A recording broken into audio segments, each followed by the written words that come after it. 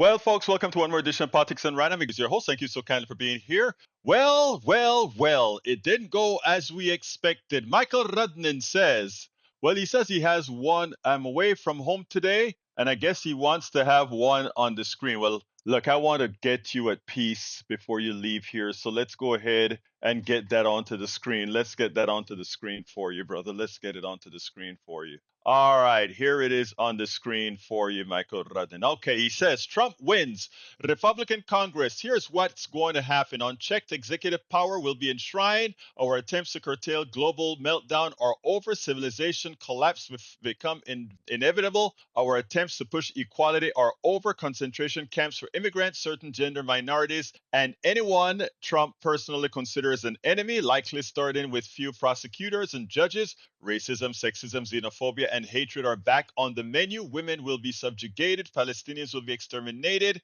Corporate power will go unchecked. Profits from automation go to the rich. The wealth gap will grow. The social safety net will be eliminated. I am not sure if we'll ever have another election. Conservative judges on every court, including a Supreme Court supermajority, ensure everything is nice and legal. Democracy has chosen fascism and pain. CG is the chat. It's over. Let's see what's your other thing that you want for the screen. Yeah, not too nice, not too nice. Ugly screen. But what can I say? Actually, go paint Nevada, Arizona, and Alaska red. It's over, and Michigan red. Call it out. That's what it is. It's red. Egberto, for one for the screen. You have another one for the screen, Rudnin? You have another one for the screen? The Trump Vance Project. Okay, I'll put that on the screen as well. All right, guys, read it. Let's salute everybody. Gail Akunis, where are you? I am here in Kingwood, Texas, the outskirts of Houston, Texas. Eric Hayes says, Rundinism just read. Rudnin is right. Eric Hayes, welcome from Kingwood, Atascocita. Gail Akunis, where are you from? All right, let's see. Steigen Bergen Creek says, no, what has happened? This could be the end of America as we know it. I want to punch a fascist. Don't worry about punching a fascist right now. The orange man won, but it's even more. He won decisively. Trump did not only, let me fix the screen. Let's get this clear, folks. Trump didn't only win. That was a red wave like I had never ever seen. Okay? That was a red wave I had never seen. Right across. It was big. It was something we didn't see at all. But he won, and he won decisively. I want to congratulate our MAGA brothers, Lee Grant, Eric Hayes, and Mike Cisak.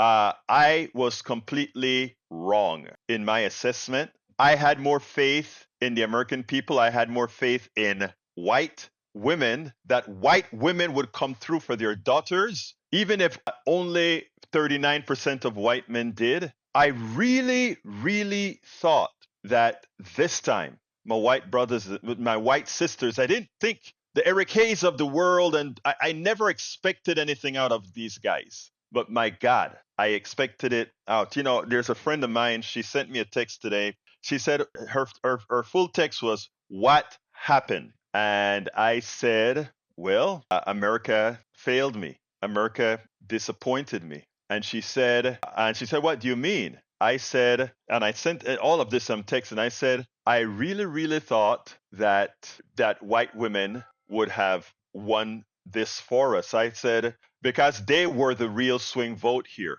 We just needed to get 3 or 4% transition from 52%, which is how they supported Trump, to bring it back, because white men was at 39%, black women was at 97%, black men was at 80 something percent. White women could have saved us because there are so many of them. Just a small percentage would have done the job. But I was wrong. I was completely wrong. And she wrote back and said, why did you ever expected that to happen? And my heart just sank, because you know I'm the person that preaches when we bring Appalachia, the ghettos and the barrios together, the stereotype that I always use. I'm genuinely disappointed, because the thing about it is we will transition. Look, folks, beforehand, I want you to know this, folks, beforehand. We will recover. It's going to be slow, but it's going to take us 4 years to recover. I hope I'm around in 4 years, but I don't know. But it'll take us 4 years because the damage that he's going to do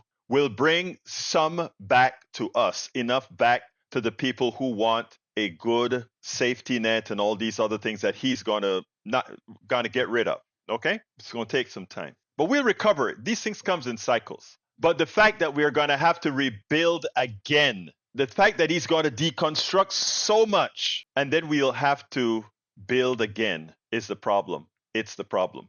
But please, as your heart burns, as much as my heart burn right now, and my heart doesn't burn because personally for me, it actually burns for everybody. It burns for all the women that once again, they feel once again a woman doesn't do it. And the part that's hurtful is that women stopped a woman. But I tell you what, I want to play what I did this morning. I don't want to have to repeat it again because this was directly from the heart at 6 o'clock this morning on my KPFT program. So what I want to do is I want to play my 6 o'clock, just that little snippet from my 6 o'clock program because it hurts. It genuinely hurts. It genuinely hurts that a competent woman, a woman that is much more competent than the person who beat her, a woman that is much more honest than the person who beat her, a woman that had better plans than the person who beat her, a woman that was going to say for all you women out there, including you white women out there, my sisters, that are in the sandwich situation, that was going to have to take care of your mother and your child at the same time. These were real policies. I had Dr. Donna Kim Murphy on my show, and she takes care of her mother and her children, and she's working on helping these people be able to afford it. That's gone. That is a plan that would have came under Harris. That plan for helping small businesses compete with the billionaires. You think Elon Musk is going to have anything for small businessmen? No, business people. All these things were plans. They asked her, what kind of plans you have for people? And all these plans are plans that everybody loves. When they test it, everybody loves them. But they gave it up. And why did they give it up? Before I play the video, I want you guys to take this link from my Substack, and I want you to read it. I want you to share it because, folks, let me find it here. It's an important piece that I wrote while I was in the right state of mind. So there's a link. Please take that link, read that link, and share that link. I ask you so kindly. But here's what I did this morning, and then we'll take it on the other side.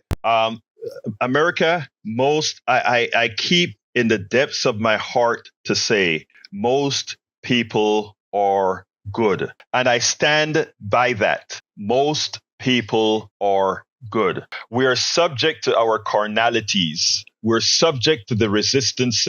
We're subject to the externalities that plays on our fears. And that may sound like a cliche, but it is true. It is true. America revealed itself, however. I want my biggest fear, or not fear, but my biggest worry is what Donald Trump has taught not the American people, because the American people are victims to this behavior. What it has taught the politicians, those who are seeking your vote, that get your vote by all means necessary. If it means making you scared, if it means making you scared of others, if it means making you harm others in the process, do whatever it takes to win. And my fear is that the Democratic Party, progressives, etc., would have learned that from Trump because he played it to the T. Before I get a little bit deeper, let me just give you a little kind of a thing. We have Kamala Harris, a Black Asian woman who is married to a Jewish guy. And let me back up first. I don't believe in race, but we live in a racialized society. And that is the way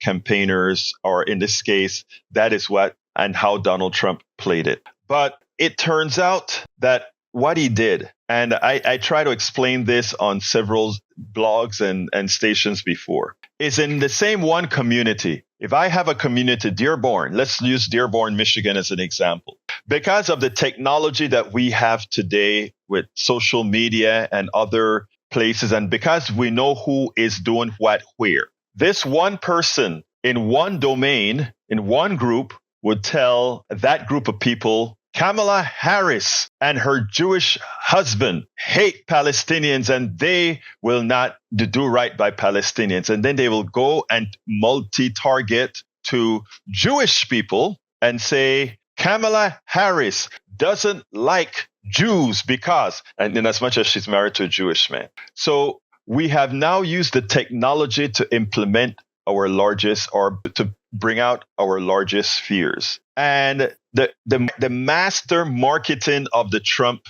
campaign was able to do that just right.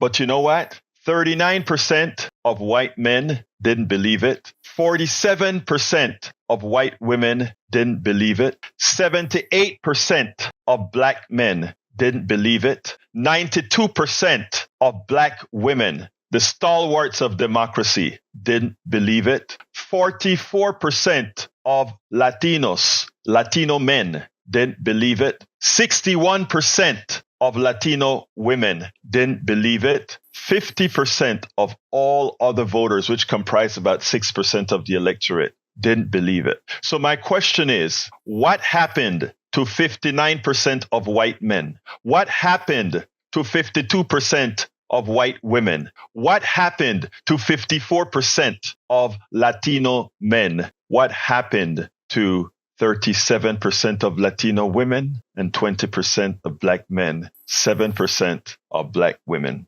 What is there within Donald Trump that made you pull that trigger and say, it is okay, I think I can vote for this guy? Because you take a look at the ads that were placed all over the country. There are two kinds of ads that were placed around the country. There were the generic ads that targeted everybody's a large propensity, or the majority, that 59% white men, 52% white women, 20% black men. And by the way, I've heard it directly, that transgender tape that a lot of us progressives laughed at. Come on, you probably have met one transgender person and doesn't really matter. But like I've said many times, these things were psychologically profiled for the feeble-minded. And I say that with dear respect. These things were calculated, placed there. They were done in a manner with science. What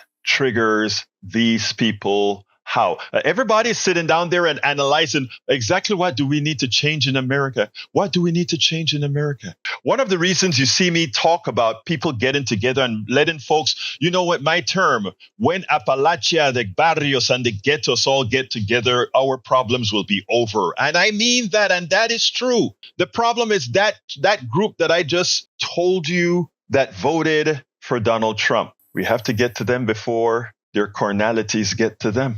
And what has happened over the last few weeks didn't allow that to happen. Let's give a good example here. One of the reasons I talk about the horrendous mainstream media is, in order for you to hate somebody else, you have to feel like having that other person around has a material effect on you. Donald Trump, from the time he left office, in as much as he left a destroyed economy, in as much as he left death behind him with a pandemic, as much as he had done nothing for those people who have voted for him, sans the wealthy people, done nothing for them, absolutely nothing, constantly used the marketing technique that said, remember how it was. Remember how it was. Prices weren't high when I left office. Remember how it was. Gas was cheap. Gas was under $2. Remember that. He never said gas was cheap because there's a pandemic. Nobody was driving and the pandemic was exacerbated because of my poor management. That's not what he said. He just gave the top number. Gas was cheaper. The economy was greater. What did you do to make the economy great again? Oh, well, I had Obama's economy and I really did nothing. I gave some huge tax cuts. But as far as what I did to make the economy better, what did I do? What physical policy did I pass for the economy? None, right? Now, so he constantly hype on the economy, how great it was, how great it was. Are people feeling pain a couple years ago that have continued to today? Yes. But what's the genesis of that pain? What created that pain? Donald Trump, the mismanagement of the economy, the mismanagement of COVID, the inflation rate that got zoomed up because we got into supply chain issues that then were exacerbated by corporate greed, created again by Donald Trump. So the inflation price Kamala paid for, she had nothing to do with it, but solve it under the auspices of President Biden. All the deviances within the economy were solved by President Biden. CHIPS and Act, Investment Reduction Act. I mean, all these different things that have zoomed the economy, where a Wall Street says whoever gets this economy gets a great economy. It is true that the economy was not shared equally by the working class, but that has nothing to do with Biden specifically. That has to do with what we preach all the time, what we want as a real society. What we claim we want is what Donald Trump says no to, which is what would make the economy better for the working class, better for all those people that claim the economy was better when the economy wasn't better. But again, Donald Trump said it was better, and it instantiated in your head that it was better. In fact, Donald Trump's rating as a president went up not when he was in office, but when he left office, because he constantly tell you, I was a great president, I had a great economy. And for those who don't know, those with minds that are not, well, I won't say that, but they don't know. They believe, oh, the economy was great. And the economy this, the economy that. But you know what, guys? It's a combination of how that was put together. What they did was it created a narrative. They created a larger narrative about a good economy, and then they super targeted to the right people. White people, Latino, black men. I mean, it was magical. And the problem is that it works. The problem is that it works. But for all those people you see that I mentioned, my 39% black men, white men, my 47% white women, my 78% black men, my 92% black women, my 44% Latino men, my 61% Latino women, and the rest. They didn't buy it, but too many did. Too many said, somebody with a flawed character, somebody that raped women. And I said it because a judge said it after looking at the evidence. Somebody who looked at you, working class people, and told you or stiffed you. Some people who looked at many of you working class people who wanted to ascend and to be a Donald Trump that you saw on TV, that you joined his university, and he ripped you off. Somebody who looked at his charities and stole. Somebody who didn't pay taxes as he expected you to pay. Somebody who did all these things, and you looked at him. You, 59% white men, 52% white women, 20% black men, 77% black women, 54% Latino men, 37% Latino women, 45% other. You looked and you said, that's okay. A qualified person, somebody who could articulate a sentence, somebody who had done right, somebody who many had made a caricature of. But when you look at the record, the experience record, she was experienced in government. She was vice president. And somebody who came off a TV show with a business degree who has simply bankrupted every single company he's been with. Somebody who goes on TV and uses his presidential race to sell you golden shoes and cards. A caricature of a person, a feeble-minded, not very serious person. You looked at that guy and you had a talented, well-spoken, somebody who cared about humanity next to that guy. And you said, that's who I want to represent America. When I started the program today and I said to the rest of the world, I apologize on behalf of America. I really do. I could not be more embarrassed as an American. I could not be more disgusted as an American. I can tell you, to all of those that Yesterday on the program, I talked about what my mother said because I was a Black Latino Caribbean man. My mother and father both would always say you have to work twice as hard to get half as much. And again, I came over here and it pissed me off because I said it shouldn't be that way. It shouldn't be that way. And I made it my mission to change that sort of a thing. And it goes for women as well. And to put it bluntly, mostly for women, because more so than any racial issues, the issue of sexism is much harder. Ask Hillary Clinton. Some ask now Kamala Harris. She had the triple whammy. And the thing about it is when we talk about supremacy, folks, when we talk about white supremacy, the perpetrators of white supremacy have little to do with whiteness. The perpetration of white supremacy has little to do with whiteness. And to watch 52%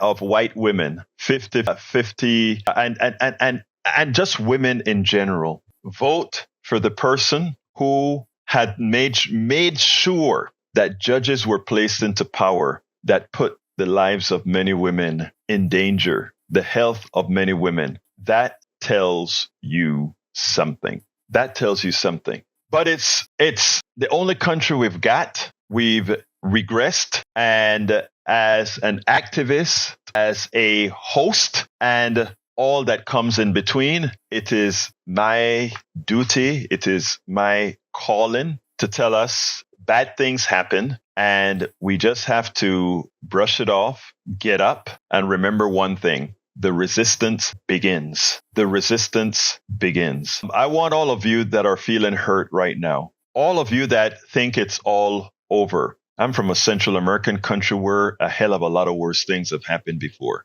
The resistance begins. This one is tough because the Trump administration is going to go into government and destroy institutions, and it's going to do a lot of damage to the executive. A lot of damage to the executive. So we will have 4 years of damage to the executive. We will. The question is how much of it can be stymied. And the other thing is, how can we bring those people on the wrong side of morality, on the wrong side of what's right? How can we bring them into the fold? I got a text as Donald Trump was seen sure to win from somebody I consider a good friend, white guy. And he opened up. And he started to tell me why these things happened. And he gave me the DEI argument as to why people voted the way they did. And I listened to his true text and I watched, and I saw in his wordiology, I saw all the reasons for the fear, for those who allow themselves the fear, and how he likely voted. I'm disappointed in America.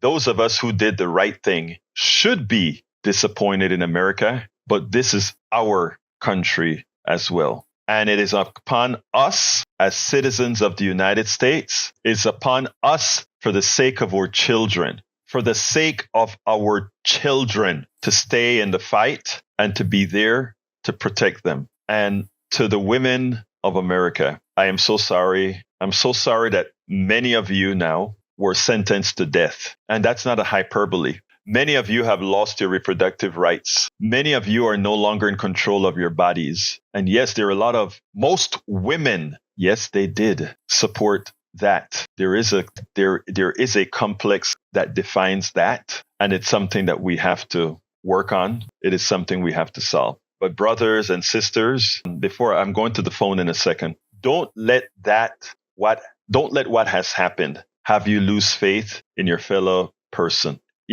Don't let that, when you go out, don't let that just let you climb into a ball. Keep expanding, keep talking, because if we had more time to do it, just maybe things could have been better. The disappointment and the hurt's going to last probably till January 20, a little bit after, to have to watch this guy get inaugurated as the leader of America. The rest of the world is going to realign. Let you know this clearly. America is no longer that nation that people will look up to with seriousness. They will look up at America as the country that has the most nuclear weapons and that can blow any place off the world. And because of that, it will be an unstable superpower. But this will give great impetus for the likes of BRICS to come into play. This will give great impetus for the rise of Russia, Brazil. Absolutely so. It will ensure that BRICS, which is Brazil, Russia, India, China, South Africa, and a few other countries, putting their own peoples together. All right, Steigen Bergensen says, why is Egberto so calm? We all know this is the genesis of fascist America. Maybe he will start to be alarmed when he starts rounding up immigrants and sending dissenters to re-education camps. Look, it's not about calmness, Steigen. If I get up here and just start shouting, I'm not going to accomplish anything. It's about planning how to prevent that which is likely to happen. Okay? That's all. We are not going to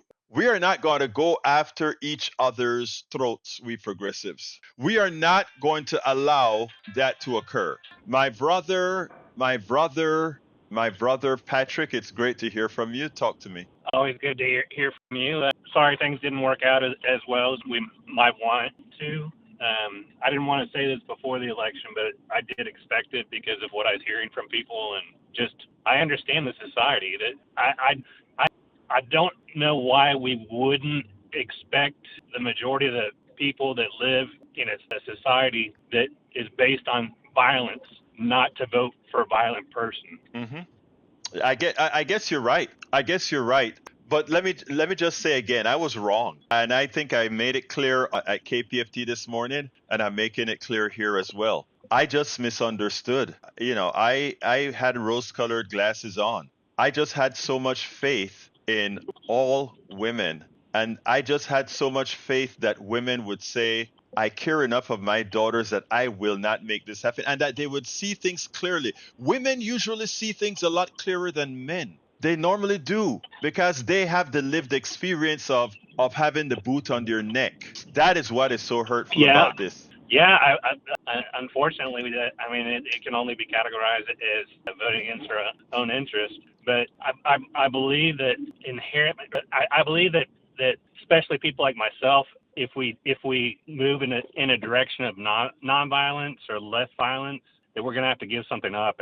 And I'm kind of afraid that people want their stuff more than they want peace, or they want good for the people around them. I think what you're saying is you think people are. I think you're telling me if I'm right with this, Patrick, and it scares me if that's what you're thinking. You're saying people are no longer going to put themselves on the line because they just want their stuff. In other words, we had Bezos not print the editorial for supporting Kamala Harris. We had the the LA Times not print. In other words, people they self-govern not to go against the system, and that in itself is a problem. Is that what you're implying? Yes.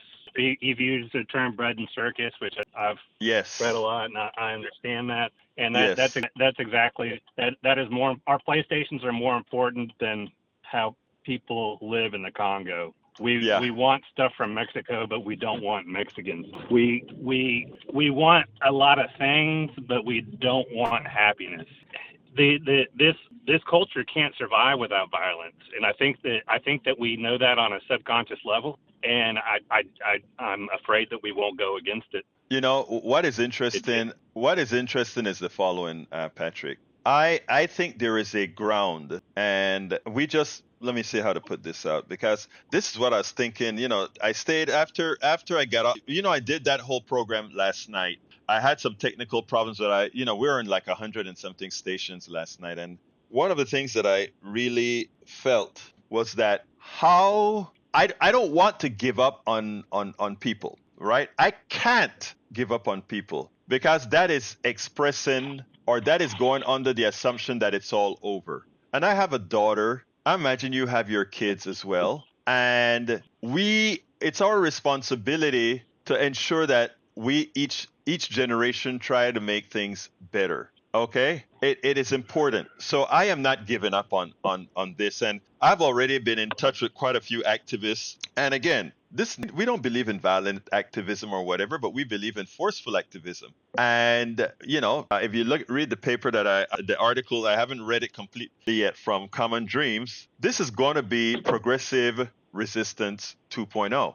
And in other words, we're not going to just let them violently do things to us. We're not going to let them take away that which we've earned. I'm concerned about things like Medicare and Social Security and what they have planned, because I can imagine now they will increase things like the age at which you get Social Security, the working age. I imagine they'll do some other things with Social Security, because they have to find a way to pay for these tax cuts that they're going to give to the billionaires, and that only comes out of the pockets of the working class. So all these things have to occur, and it's what we have to fight back. And I think we have to be ready to use this with those same people that vote for these guys, because while a lot of these women felt they didn't mind putting their children lives in danger, they didn't mind making sure that they supported a rapist or that didn't do it. But I think they'll kind of mind starving, So there are going to be ways for us to do it.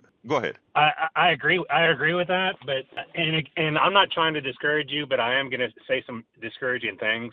Go ahead. I mean, that's what we're here for. We're here to talk. Go ahead. Yeah, what you're saying is 100% correct, but I am very, very discouraged about how effective it's going to be, because you've got several billion-dollar think tanks that have been planning this for 5 or 6 years now. They're ready for anything you have to say. And I've noticed in the last 20 years that you can predict everything that's going to happen, and you can confront the people that you've said it to 1 year, 5 years, 10 years later, however it has to play out. But they will already have been programmed with deception, and they'll acknowledge that happened. Like your example of starvation. When it gets so expensive to live here and eat here, they're going to experience it, but they will have been told that it will have been because of you, or been because of somebody coming in, and they're going to be effective with it. That they were so effective at this election, and they're just going to have more time and more money. Okay, here's my answer to that, though, because it's not. This is. I don't want to play too much of a blame game here, but here's a reality. We ran a 1970, 1980, 1990 campaign. Donald Trump spent 1/3 the money that was spent by the campaign, by the Harris campaign, because they knew what they were micro programming people. Just as you said, they were micro programming people. I got a call from a friend today, another activist, and he turned me on to what's going on with mostly young white men. If you notice, Donald Trump really activated a group between 18 and 25, and they went wholeheartedly for Donald Trump. And this guy turned me on to some chats. Haven't seen him. It's a video he sent me, and he said, "Look at what's happening. There's so much happening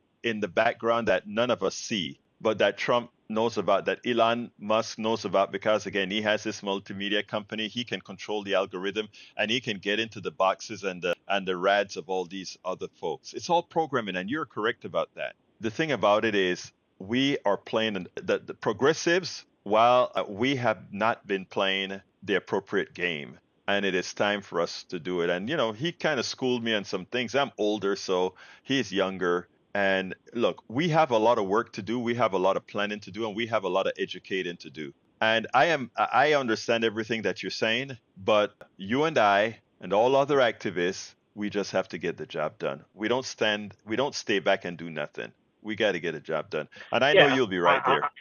Yeah, I'm not going to say that you can. Even if it's impossible, you can't stop, because then you're culpable. Well, here's the thing, though. Here's a good thing about it, right? These guys, and here's using your words. All these think tanks have programmed some people, right? Now, we also need the think tanks that are going to program it, these guys. All right. And what I'm saying is, just as they could do that, we can as well. I don't give them any more power than we have power. What we have to do is have will. And the other thing that we have to do is we have to make sure and give everybody in the one of the things that progressive have is we're very Daily Coast. Coast said it this morning at the Daily Coast. He said a lot of our allies, our natural allies as progressives, are partially because of the way we were forced to do certain things, have created or helped create the problems that we have. And then another progressive said, let's just do something like look at the word Latinx and go into the Latino community. I'm a Latino, so I knew that I have spoken and written about this so many times. Go into the Latino community and talk about Latinx. They said, who the hell are you? These are the kinds of things that we as progressives have to do. Another one said, we have to learn how to talk to people better. And I am trying to where I can. I think I can, but we have to do a whole lot of things. When you failed, you have to find how to improve yourself. And if the one thing we got to give Brother Trump kudos for is this was a real win. I want everybody to understand this. Donald Trump's win yesterday was a real win. It was constructed with a lot of deviancy. It was constructed with racism, sexism, xenophobia, lies. All those things were the construction of that win. I mean, in the Arab community, he was talking about Kamala being anti-Jewish, anti-Arab, being married to a Jewish person and don't like, and he micromanaged, or rather, he micro-targeted Arabs with that message about Kamala, and then he micro-targeted messages to Jews saying that somehow Kamala was anti-Jew. Same campaign. All these kind of micro targetings were occurring, completely different than what we in the progressive space was doing. So there's a lot of work to do, and I think we can do it without lying. He lied, and his lies did the job. You look at that red wave that went across the entire country. The man was successful. Let's give him his kudos. And guess what? He has a mandate. I know progressive hate when I say that. He has a mandate. Now we have to take that mandate away. Go ahead. I was going to say your point that he campaigned on lies. There's a chilling fact that most people can't handle that much reality. They don't want to hear what progressives have to say, because progressives say we have to change, and we do. I know you understand that because you avoid it. You speak of growth, and you and I both know that we can't continue growing like this. No, it's impossible, right? It's mathematically impossible. Mathematically impossible. You're right. But if I tell that to my neighbors, they'll stop talking to me. If I say that to my coworkers, they'll stop talking to me. If I tell them that we need to live more simply, I'm the worst person they've ever met. People don't want to hear what they have to do. We're all children. We don't want to grow up. Right. And it's gonna kill us. Well, I think the only thing positive that I see out of this election is it might end Western culture faster. Oh, don't say that, please, Patrick. Don't say that. Hey, Patrick, look, let me tell you, brother. Patrick, let me just say this, okay? I want to say this. We're hanging. We'll hang together, all of us, and we're gonna start making some changes on the outside, and we're gonna find a technique, just like they found their technique. We just have to find ours. That's all we got to do, brother. But let's give our MAGA folks in the chat, congratulate them. We are not like the others. There will be a transition to the people who won, and we will admit that they won. And did they win fair and square? They didn't commit any crimes to win that we know of. Now we have to do our job. But anyway, anything else, Patrick, before I kind of read some of these things on the screen? No, and along with that, I mean, this is a quote unquote democracy, and if this is what the people want, I don't think it's the best for us, but I accept it. It's a democracy. But anyway, here's the thing. Hey, P, we need to start arranging a time that we can go have our coffee, brother. Okay? Yes, sir. You just good. After this weekend, I have a Houston Peace and Justice Center thing that I have to do. After this weekend, you just let me know. We'll meet somewhere. All right? Sounds good. Thank you, brother, and thank you for being here. Have a great day. Anyway, folks, that was our one and only Patrick Magner. Love me some Patrick. All right, look, folks, I know you're hurting. And hi, Bridge MCP. I know it hurts, Bridge. I know it hurts. I can't read everything here, but I'm going to read it there after. You guys can see it in the chat. but there's something that you said I want to read. I saw it scroll past me that I want to read, Breach, because I said yes, yes, yes, yes, yes. Where is that message that you put up in there? Hi, Bruce Pollard. How you doing, my brother? Carl Cox, Rada Copter. How you doing? May Wood, my brother. How you doing? Paul Fleming. How you doing, my brother? Let's see. Did I miss anybody? If I missed anybody, forgive me.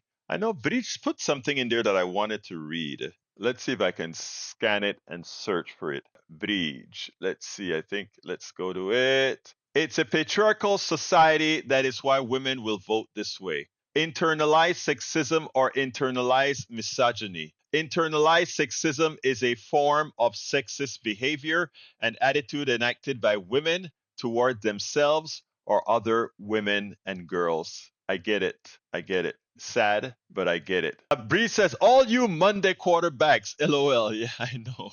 Egberto, this, when, there is it. When given the chance, the disenfranchised conservative, the unhappy Republican, the ignorantly selfish redneck fake American ignored every red flag and warning sign that disgusting man had shown for 8 straight years of nonstop wall to wall coverage. They put aside their religious belief of loving their fellow man, threw away any doubt they understood what that flag actually stands for, what it means to be a real compassion filled American, and re elected a twice impeached, adulterous serial lying, adjudicated rapist hustling felon back to the most powerful and prestigious executive job in the world. Because eggs cost more and brown people want a better life. Wow, I think that one deserves a tweet. Let me do a screenshot of that guy. Actually, did you write that, Bridge? Are those your words? I am going to screenshot that. I love that.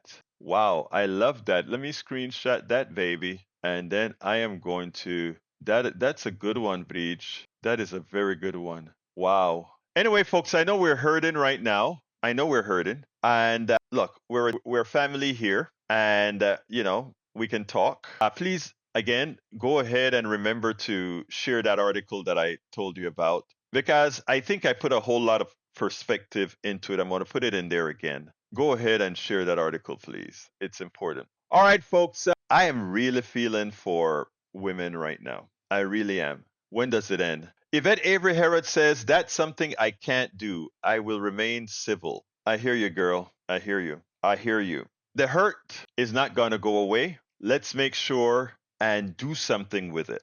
Let's make sure and activate. Let's make sure that those who are doing the work, actually, you know what? I can actually, okay, Ray comes. Brother Ray. How you doing, sir?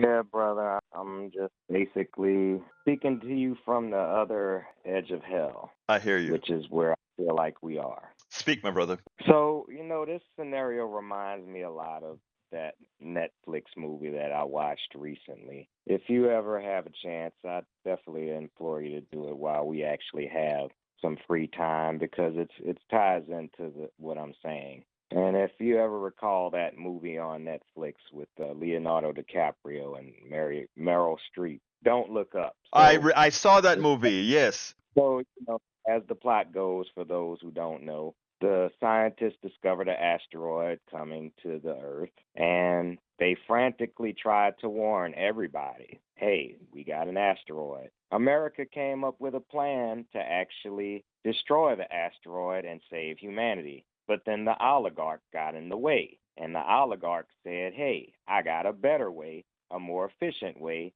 that we can actually destroy this asteroid and get rich. Mm-hmm. Sound familiar? And then what happened? That project completely failed, and the world as we know it was in peril. And all we could do from that point on, now we had a good plan to destroy the asteroid that was foolproof, but we went with the dumb plan and it destroyed the world. And I feel like right now we're in that sense of the world, like the asteroid is coming, and all I feel like I can do is just try to enjoy and salvage what little bit of life that we have left before the MFR hits. Ray, you know what is so funny? I forgot about that movie, but that is the exact right movie to use at this time. In the next 4 years, a lot of baby boomers will have parents that are about to either go to a nursing home or they'll have to take care of. And we had planned a Harris administration with a Democratic Congress and Senate that would pass something to relieve, to help. That's gone for at least 4 years. And who knows how much longer if the economy is completely shot. We had a plan that folks that are 25 years now would have had business credits to really build themselves up. All these things, you're right. So it's a perfect analogy. The only positive that I'm going to say, although I think Michael Rudnin will beg to differ, because and by the way, he would be, the idea that climate change is out. I mean, any what's the word? Any retardant of that which causes climate change is no longer on the front burner. It's on the back burner now. And it simply means that things continue to get a lot worse. And that's where we're at. So I get what you're saying. The only thing that I'm going to say is we are going to have to keep pushing, and we're just going to have to keep engaging. We don't have a choice. We don't have a choice. We just have to get it done. We just have to get it done. But Ray, thank you for reminding me about that movie. Maybe after I get off of this, to kind of clear my mind, because even as I project this sort of an attitude inside, I'm hurting like you would not imagine. The hurt in my daughter's face,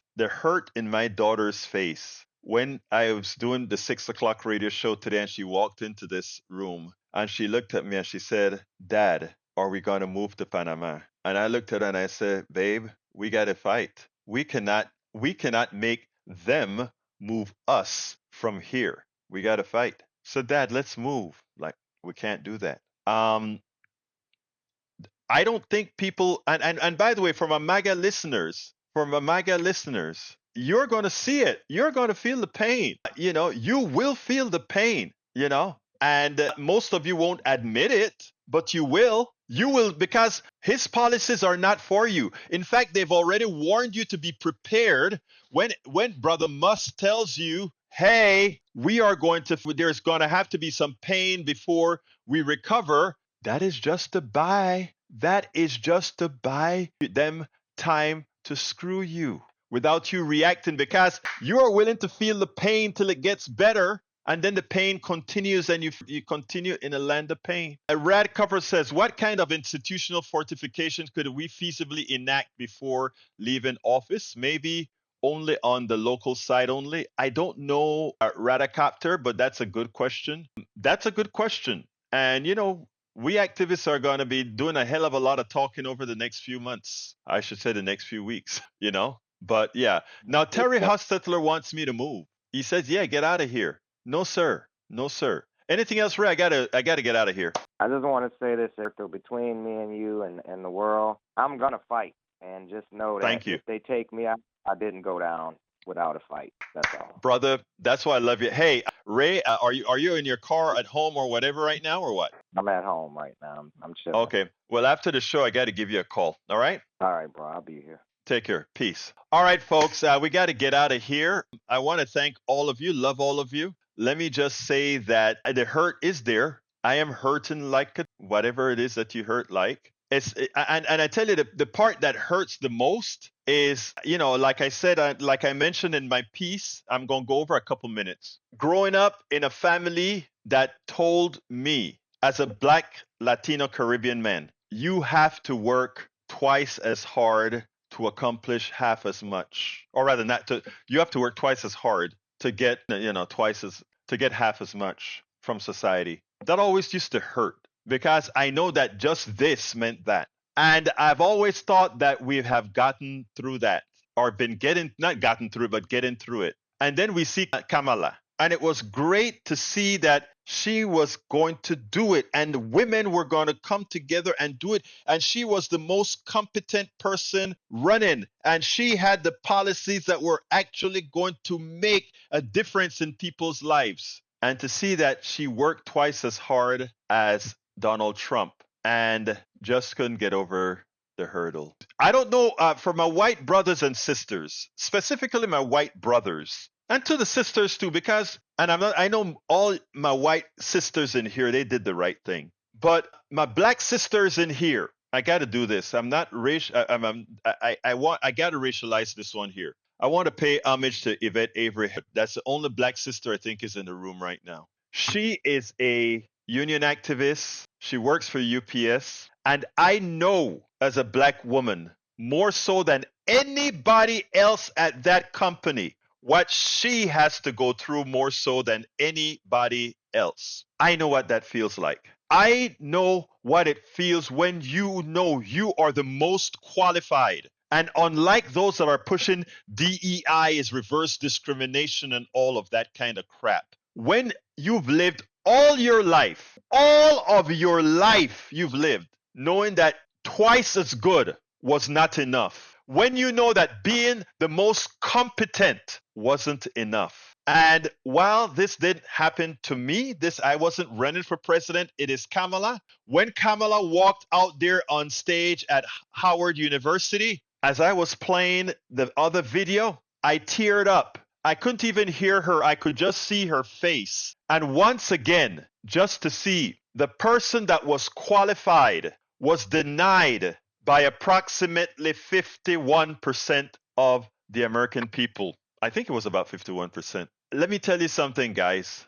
I'm going to go another couple minutes. I got to go another couple because I want to tell you something. I want to bear with me a second, guys. Best golfer, Tiger Woods. Best basketball players, mostly black guys, a few white guys. Best in all these sports. Best in a whole lot of a lot of academic areas, mostly hidden. People of color. You may say many times, why? It's not that any particular race is better than any particular race because they are not. Pigmentation is the least genetic thing of any influence. It's the least. Makes no difference. There's a possibility that Bridge MCP could give me her heart and couldn't give her heart to her sister. But what white supremacy and patriarchy has done to a whole lot of people of color is turn them into the best because they had to be so much better. So Tiger Woods had to be better just to get there. Michael Jordan had to be better just to get there. Dr. Benson had to be better just to get there. It's a burden, folks, that you don't understand. It's a burden that with all the things that Trump talk about, DEI, and look at what they're doing to you. And mostly that is why it is so hurtful to see black guys support Donald Trump, to see Latino guys of pigmentation persuasion support Donald Trump. That is why it is so difficult to see women support Donald Trump because, yes, women themselves have that issue of having to be so much better. They have to walk such a tight line that a Neanderthal like Donald Trump doesn't have to. It's amazing. Donald Trump can be the biggest buffoon on the planet and get elected, something that is not afforded any woman or person of color. And you want to talk about DEI, and you want to talk about privilege, and you want to talk about all these issues? Let me tell you something, folks. We have a long way to go. And like I said in the title of that article that I would like folks to read, and it goes like this: it isn't Kamala Harris who failed. It is America that showed the world who they are. Folks, please support the program however you can. You know, one of the things that we have to do is we need to support programs like my program. And yes, I'm self-serving right now. But one of the reasons that we can have so many people ill-informed, misinformed, making the wrong decisions, having the wrong thought process is because we don't have the resources that Elon Musk have to reach people. Think about having thousands of doing what I'm doing. We would be able to reach people at the carnal level. That's what we would be able to do. In that regards, folks, support programs like ours, please. You can support us by going to politicsdoneright.com/support. Or I would love for many of you, I need a whole lot of subscribers to the newsletter. We need that. Please consider becoming a paid subscriber of the newsletter by going to politicsdoneright.com/newsletter. Become a paid subscriber. You get to read all of my books. I'm going to have all kind of, benefits for you as well. It's worth it. Please become a paid subscriber of the newsletter. Okay, sorry for going over. I know you're hurting. If anybody wants to just drop a line, an email, and need a comforting email, drop me a line. I'll be more than happy to do so. I've done a whole lot of comforting already for today. Starting early this morning with my daughter, and then people giving a whole lot of calls. But we will survive this. Again, we congratulate our MAGA folks in the room. We congratulate you. Many of you, I know, the policies that you voted for, it'll hurt you. You may not tell me, but it will. Anyway, I got to get out of here. Please support the newsletter, politicsandright.com/newsletter. My name is Egberto Willies. This is Politics and Right, and you guys know how I end this baby. I am what? Out. We spend a lot of time deconstructing the news, trying to parse it into a form that everybody can understand. We try to find those little nitpicks where it flies above the fray, etc. If you really like these videos that we do, I want to ask a big favor. Please go ahead. Number 1, subscribe to our channel, and number 2, please join if you can. Thank you so kindly for watching. Keep watching. Please remember to share. We must populate the entire internet with our progressive message, a message that we know is what most Americans say that they want. So help us, please join.